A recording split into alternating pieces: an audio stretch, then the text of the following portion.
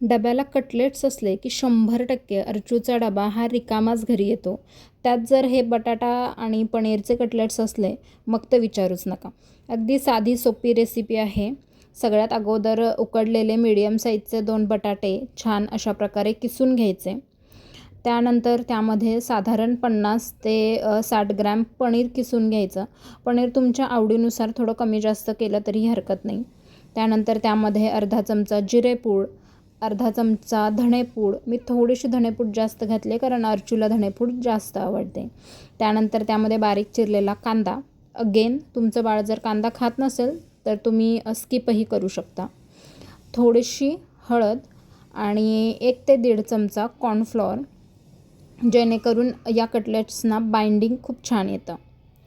तुमचं बाळ खात असेल तर यामध्ये तुम्ही गाजरही किसून टाकू शकता. आता यामध्ये थोडंसं चवीपुरतं मीठ घाला आणि हे सगळं मिश्रण छान मिक्स करून याचे अशा प्रकारे छान कटलेट्स करून घ्या. आता एका बाउलमध्ये अशा पातळ शेवया ज्या असतात त्या घ्यायच्या. या शेवया खिरीच्या शेवया आहेत, ज्या आपण खीर बनवण्यासाठी वापरतो त्याच शेवया आहेत ह्या. या थोड्याशा छान क्रश करून घेतलेल्या आहेत मी. त्यानंतर कॉर्नफ्लॉवरच्या बॅटरमध्ये म्हणजेच थोडंसं कॉर्नफ्लॉवर आणि पाणी यांची एक स्लरी बनवायची आणि त्यामध्ये हे कटलेट डिप करून शेवयांमध्ये डिप करायचे आणि मस्त असे तुपावरती भाजून घ्यायचे.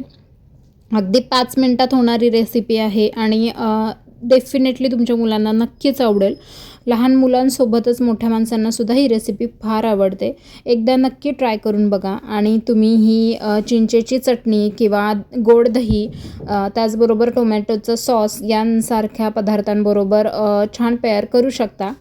तर मला आणि माझ्या मुलाला तर ही रेसिपी फार आवडते. तुम्हाला ही रेसिपी कशी वाटली कमेंट्समध्ये नक्की कळवा आणि अशाच चांगल्या चांगल्या व्हिडिओजसाठी चॅनलला लाईक, शेअर आणि सबस्क्राईब नक्की करा. सोबतच बेल आयकनही प्रेस करा. भेटूया नेक्स्ट व्लॉगमध्ये. थँक्यू.